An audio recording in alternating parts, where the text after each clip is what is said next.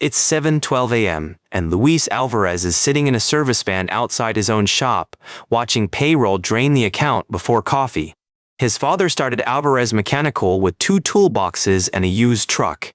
Luis inherited loyal customers, good technicians, and a debt pile that kept growing. The business still works. The balance sheet doesn't. And that distinction may decide whether a company restructures or shuts down in panic. Bankruptcy is not a business plan.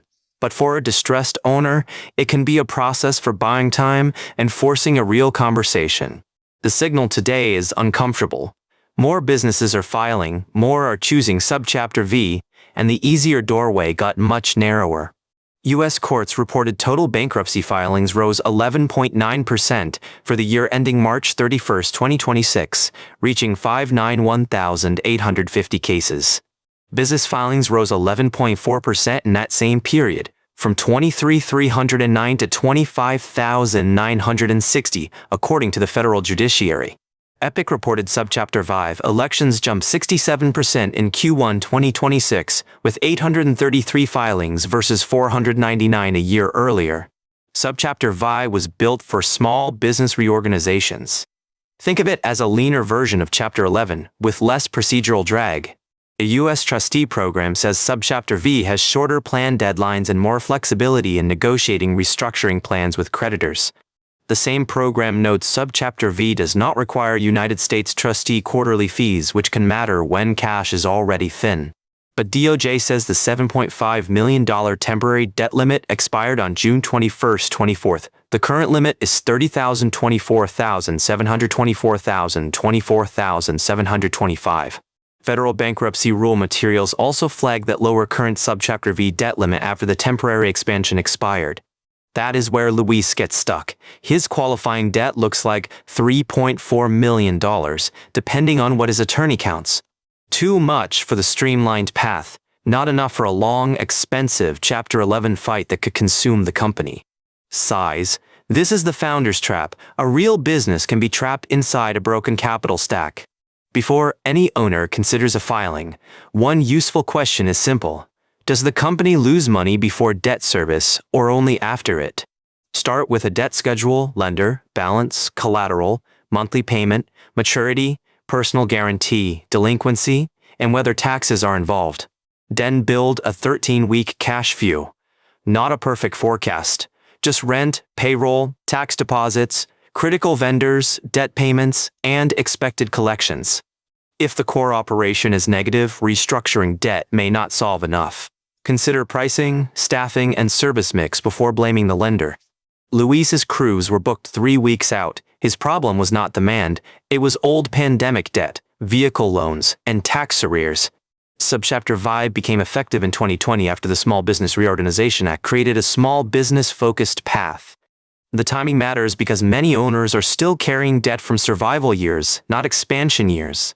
If your total debt is near the limit, consult a qualified bankruptcy attorney before taking another loan or signing another guarantee. Ask what counts toward the debt cap. Secured debt, unsecured debt, disputed debt, affiliate obligations, and guarantees can get complicated fast. Separate tax debts into their own pile. Payroll taxes can change the risk picture for the business and for you personally. In Luis's case, the turning point came when a lender froze his line after a missed covenant report. Many owners call lenders only after panic sets in.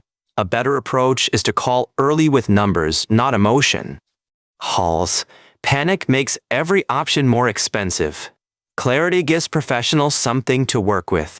Bring trailing 12-month revenue, current cash, accounts receivable aging, payroll obligations, and the next 13 weeks of unavoidable payments. Then bring a proposal. Maybe interest-only payments for 90 days. Maybe a maturity extension. Maybe collateral sales. Results vary. Do not promise what the business cannot carry. A lender may accept a hard truth faster than a soft fantasy.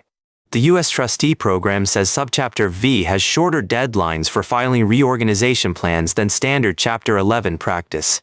Shorter deadlines can help, but they also punish disorganization. If you wait until the lawsuit lands, you are already late. Luis's attorney gave him homework before discussing any filing. Prove the company could survive without the debt overhang. Epic's Michael Hunter said first quarter numbers showed filings up overall, driven by a sharp jump in Subchapter V elections.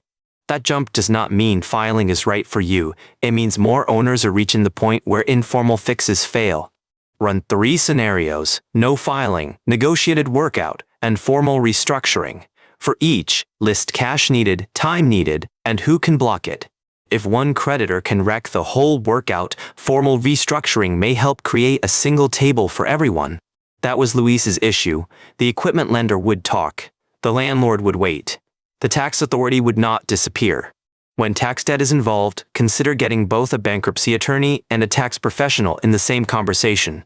Write down every personal guarantee, SBA loans, vehicle notes, leases, credit cards, supplier accounts. Your personal exposure deserves its own map. Also list what collateral actually matters. A truck that earns revenue is different from equipment sitting under a tarp. The hard part is emotional. Founders hear bankruptcy and think failure, shame, and everyone in town finding out. The federal judiciary's 2026 data shows the pressure is broader than one sector, with both consumer and business filings rising. So don't treat distress like a private character flaw. Treat it like a business problem that needs clean data and qualified help. Softly, the business you build is not the same thing as the debt it carries. Test viability without debt service. Gross margin by job, repeat customer rate, technician utilization, and collection speed tell the truth faster than hope. If customers love you but cash vanishes, your balance sheet may be the wound. If customers are leaving, fix operations first. Luis found a pattern. Emergency calls were profitable. Big commercial maintenance contracts looked impressive but paid slowly and ate working capital. That kind of insight can strengthen any workout conversation. Creditors respond better when the owner has already cut unprofitable work. Rank customers by cash quality, not just revenue. Fast payment and repeat work may matter more than impressive top-line volume. The current official Subchapter 5 debt cap remains far below the temporary $7.5 million threshold used during the pandemic period. That narrow cap creates a strange middle. Some firms are too large for Subchapter V and too small to fund traditional Chapter 11. Luis was in that middle. The decision was not whether he wanted bankruptcy. Nobody wants it. The decision was whether delay would leave him with fewer tools, less cash, and angrier creditors. Set trigger points now. If cash drops below payroll plus 2 critical vendor runs, call counsel. If taxes slip, call sooner. Trigger points remove drama. They turn a terrifying decision into a pre-agreed operating rule. One approach is to make a distress binder before you need it, not because you expect failure, but because lenders respect preparation. Include bank statements, tax status, debt schedule, leases, guarantees, insurance, asset list, and customer concentration. Keep it current monthly. If you meet with counsel, ask 3 questions. What are my options? What deadlines matter? And what mistakes should I avoid this week? Notice the time frame this week. Distress planning works best when it gets practical quickly. Avoid transferring assets to relatives, favoring one creditor secretly, or draining payroll tax money. Those moves may create bigger problems. If you are scared, say that to the professional. Good advisors have heard it before, and fear is not a strategy. Luis's resolution was not cinematic, no miracle investor, no overnight rescue, just a disciplined negotiation before the business ran out of oxygen. Subchapter V can allow more flexible plan negotiations, but eligibility and outcomes depend on the facts of each case. For some owners, that path may be available. For others, the current debt limit closes the door. Either way, the next move is the same. Know your debt number before your creditors define it for you. The bigger lesson is resilience. A strong business is not one that avoids every storm. It is one that responds early.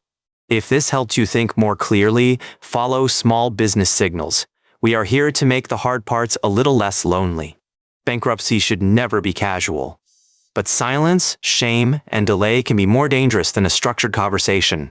This content is for educational and informational purposes only and does not constitute financial advice. Always consult with a qualified financial advisor or business consultant before making significant financial decisions. The signal is simple. When debt gets loud, get organized early. Options tend to shrink when you wait. Remember, this content is for informational purposes only and is not financial advice.